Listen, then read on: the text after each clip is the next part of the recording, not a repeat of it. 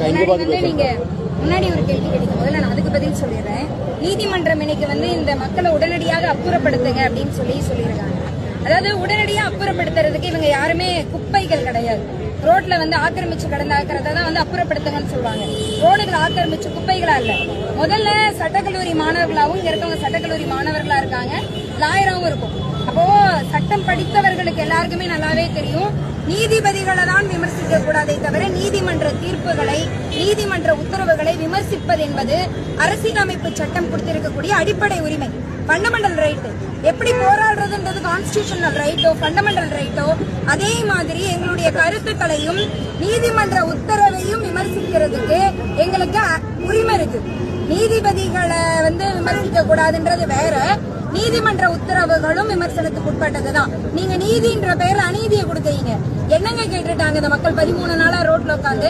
இதுக்கு முன்னாடி 5 நாள் அம்பத்தூர்ல உண்ணாவிரதம் இருந்தாங்க, யாருமே கண்டுக்கல. அதனாலதான் அதுக்கப்புறம் ரிப்பன் பில்டிங் முன்னாடி இன்னைக்கு 13வது நாள் நைட்டு பகலா இந்த சாக்கடையிலயும் இந்த கொசுக்கடையிலயும் இந்த மழை தேங்கி நின்னுச்சு. மழையில நினைச்சிருந்தாங்க, இன்னைக்கு ஒரு மயங்கி விழுந்தாங்க, நேற்று 2 பேர் மயங்கி விழுந்தாங்க. இங்க கிட்டத்தட்ட ஆயிரக்கணக்கான பெண்கள் இருக்காங்க, 2 பாத்ரூம்ங்க. அவங்களுக்கு பீரியட்ஸ் ஆனா கூட அந்த 2 பாத்ரூம் தான். இதே இடத்துல துணியை மாத்தி இதே இடத்துல குளிச்சு யாரும் வீடு இல்லாதவங்க கிடையாது. அடித்தட்டு மக்களாவே இருந்தா கூட அவங்களுக்குன்னு ஒரு குட்டி கூடாவது இருக்கு. ஆனா அதெல்லாம் விட்டுட்டு குழந்தை குட்டி விட்டு ரோட்ல உட்கார்ந்து இருக்காங்க. நீங்க அப்புறப்படுத்துங்கன்றீங்க, அதெல்லாம் ரைட்டு. போராட்டத்தை முடிக்கணும்ன்றீங்க, ரைட்டு. யாருங்க விரும்பி ரோட்ல படுத்தில்ல. எங்களுக்கு நீங்க ஒரே ஒரு கோரிக்கை என்ன, உங்ககிட்ட கவர்மெண்ட் வேலை கேட்கறாங்களா இல்ல குரூப் 1 குரூப் 2 வேலை கேட்கறாங்களா? இது வரைக்கும் நான் பார்த்த வேலையை என்கிட்ட கொடுங்காதன்னு கேட்கறாங்க. இது வரைக்கும் நான் பார்த்த வேலையை அப்படியே கொடுத்து தொலைன்னு கேட்கறாங்க. இவங்க 31 நாள் வேலைக்கு போனா 23,000 ரூபாய் சம்பளங்க. அந்த 23,000 ரூபாய் சம்பளம் கவர்மெண்ட் கொடுத்துச்சுன்னு நினைக்கிறீங்களா? தோழர்கள் கோர்ட்ல கேஸ போட்டு மினிமம் வேஜஸ் ஆக்ட் படி இவங்களுக்கு அந்த உரிமையை கூட வாங்கி கொடுத்தாங்க. யாரும் இந்த அரசு கிட்ட பிச்சை கேட்கல. 23,000 ரூபாய் சம்பளத்துல இருந்து 30,000 ரூபாய் சம்பளம் கூடன்னு ஊதிய உயர்வு கேட்டு போராடல. 23,000 ரூபாய் சம்பளத்துல இருந்து 16,000 ரூபாய் சம்பளத்துக்கு எனக்கு குறைக்காத, வீட்டு வாடகை கொடுக்கணும், என் குழந்தை குட்டியை படிக்க வைக்கணும், நான் குப்பாள்றேன், ஆனா என் வீட்டு பிள்ளை படிக்கணும், நான் ரோட்டுக்கு வரேன்னு சொல்றாங்க. அவங்கள நீங்க குப்பைகளை விட மோசமா டீல் பண்றீங்க.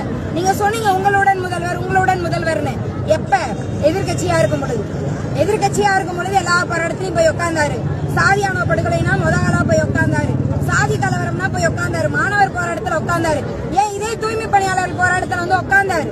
தேர்தல் வாக்குறுதி கொடுத்தீங்க 285ல, என்ன கொடுத்தீங்க 44வது பக்கத்துல, நாங்கள் ஆட்சிக்கு வந்தால் உங்களுக்கு பணி நிரந்தரம் பண்றோம்னு வாக்குறுதி கொடுத்தீங்க. எங்க போச்சு உங்க வாக்குறுதி? உங்க வாக்குறுதி இன்னைக்கு நிறைவேற்ற சொல்லி கேட்டா எட்டி கூட பாக்கலீங்க இந்த சமூக நீதி முதல்வர். விடியல் ஆட்சி யாருக்கு இங்க விடியல்? 2 நாள் சுதந்திர தினமா நாங்க இங்க காலி பண்ணணுமா? யாருக்கு இங்க சுதந்திரம்? ராம்கி மாதிரி தனியார் நிறுவனத்துக்கு கார்பரேட்டுக்கு தான் சுதந்திரம். அப்ப அவங்கிட்டே ஓட்டு பிச்சை கேட்க வேண்டியதானே? எதுக்கு ஓட்டு கேட்டு எங்க வீட்டுக்கு வந்தீங்க? எதுக்கு தேர்தல் வாக்குறுதின்னு கொடுத்தீங்க? ரொம்ப சிம்பிளா சொல்லிட்டு போயிடுறாங்க. இது விடியல் அரசு, சமூக நீதி அரசு. எது சமூக நீதி? ஒடுக்கப்பட்ட மக்களோட உரிமைகளை கேட்டு 13 நாளா ரோட்ல உட்கார்ந்து இருக்காங்க. அவங்களை எட்டி பார்க்க துப்பு இல்ல, போயிட்டாரு. நாங்க சோசியலிச கியூபாவை காப்பாத்துவோம், ஏகாதிபத்தியத்தை எதிர்ப்போம். சோசியலிசம் என்னன்னு தெரியுமா? இந்த முதலமைச்சருக்கு நானும் பாதி கம்யூனிஸ்ட்ன்றாரு. கம்யூனிஸ்ட்ன்ற உரிமையை கேட்டு ரோட்ல உட்காந்து போராடுறேன். இந்த போராட்டத்தை யார் நடத்துறாங்கன்றீங்க? கம்யூனிஸ்ட் கட்சி கொடி பறந்துகிட்டு இருக்குங்க. எல்டியூசி, உழைப்போர் உரிமை இயக்கம், ஏஐசிசிடியூன்ற 3 அமைப்புகள் தான் அந்த போராட்டத்தை நடத்திக்கிட்டு இருக்காங்க. அம்பேத்கர் ஒரு கையில செங்கொடியை முடிச்சுக்கிட்டு போராடிக்கிட்டு இருக்காங்க. இவர்களை பார்க்க துப்பு இல்ல. வந்துட்டாரு, நாங்க கம்யூனிசத்துல பாதி, நாங்க மக்களுக்காகன்னு. யாரோட முதல்வர்? உங்களுடன் முதல்வர்ன்றதை மாத்திக்கிட்டு ராங்கி நிறுவனத்துடன் முதல்வர், தனியார் முதலாளிகளோடு முதல்வர், கார்பரேட்டுகளுக்காக முதல்வர்னு பேர் வச்சுக்கோங்க. பொருத்தமா இருக்கும், அதுதான் பொருத்தமா இருக்கும். இன்னைக்கு சட்டக்கல்லூரி மாணவர் வராங்க, ஸ்ட்ரைட்டா வராங்க இந்த போலீஸ்காரம்மா, நீங்களாம் ஆதரவு தெரிவிக்க கூடாதுன்னு. யார் ஆதரவு தெரிவிக்க கூடாது? ஏன் தெரிவிக்க கூடாது? எதிர்கட்சியா இருக்கும் பொழுது முதலமைச்சரும் அவங்க பையனும் போய் உட்காந்து ஆதரவு தெரிவிச்ச கூட்டம் தானே இது. நீங்க எதிர்கட்சியா இருக்கும் பொழுது பண்ணுவீங்க, ஆளுங்கட்சியா இருக்கும் பொழுது உங்க மேல ஓப்பனா மிரட்டிட்டு போறாங்க. இவங்களெல்லாம் நோட் பண்ணுங்க, ரெக்கார்ட் பண்ணுங்க, இவங்க மேல ஆக்ஷன் எடுங்க. நாங்கெல்லாம் தெரியாமலாங்க ரோட்ல வந்திருக்கோம், நாங்களே சட்டம் படிச்சவங்க தான். நீங்க என்ன ஆக்ஷன் எடுப்பீங்கன்னு தெரிஞ்சுதான் வந்திருக்கோம். என்ன அடக்குமுறை வந்தாலும் இந்த மக்கள் மிக உறுதியாக அவர்களுடைய கோரிக்கை போராட்டத்துல நிக்கிறாங்க. என்ன நடந்தாலும் போராட்டத்தை விட மாட்டோம், பணி நிரந்தரம் பண்ணுன்னு உறுதியா இருக்காங்க. இவங்களையெல்லாம் நீ கைது பண்ணி ஜெயில அடைச்சிட்டீங்கன்னா உன் வீட்டு குப்பையெல்லாம் நீ அழிக்கிறியா? இல்ல இந்த போலீஸ்காரங்களை வச்சு கைது பண்ற போலீஸ்காரங்களை வச்சு குப்பை அழிக்கிறியா? இல்ல இந்த மேயர்ல இருந்து ஆபீசர்ல இருந்து அவங்கள ரோட்ல விளக்கமாத்த புடிச்சு ரோட்டை போட்டுறீங்களா? தயாரா? சேகர் பாபு வருவாரா? வரமாட்டீங்கல்ல?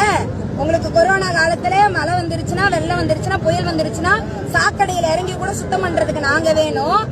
ஆனா இன்னைக்கு எங்க உரிமை வேணும்னு கேட்டா எங்களை குப்பை மாதிரி தூக்கி போடுவீங்க. நீங்க குப்பையை அள்ளுறதுக்கு தொடப்பத்தை எடுத்துக்கிட்டு வாங்க, நீங்க தயாரா இருங்க, கைதுக்கு நாங்க தயாரா இருக்கோம். போராட்டம், மக்கள் போராட்டம் தொடரும் வரை ஜனநாயக சக்திகளும் மாணவர்களும் சட்டக்கல்லூரி மாணவர்களும் ஜனநாயக முற்போக்கு அமைப்புகளும் பொதுமக்களும் இங்கதான் உறுதியா இருப்போம். நீங்க என்ன நடவடிக்கை எடுத்தாலும் நாங்க உங்க கூடவே நிற்போம்.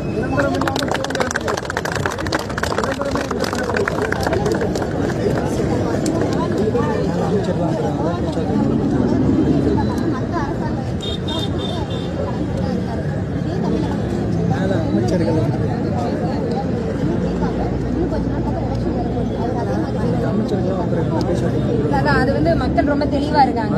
ஓட்டு கேட்டு நீ என் வீட்டு வாசலுக்கு வருவல, இன்னைக்கு நான் என் உரிமை வேணும் ரோட்ல படுத்து கிடக்கிறேன், எட்டி பார்க்கல. இன்னும் ஒரு வருஷத்துல 2026 எலெக்ஷன் வருது. ஓட்டு கேட்டு என் வீட்டு வாசலுக்கு வருவல, தக்க பதிலடி கொடுக்கப்படும். தேர்தல்ல மட்டும் கிடையாது, பாட்டாளி வர்க்கம் தொழிலாளர் வர்க்கத்தோட அந்த வீரியமும் அந்த தைரியமும் அதோட எக்குறுதியும் போராட்ட களங்கள்ல 13 நாளா பாக்குறோம். மழை வந்தா கலைஞ்சிருவாங்க, வெயில் வந்தா கலைஞ்சிருவாங்க, 4 நாள் போனா கலைஞ்சிருவாங்கன்னு அப்படி இல்ல. உறுதியை இவர்கள் காட்டுவார்கள்.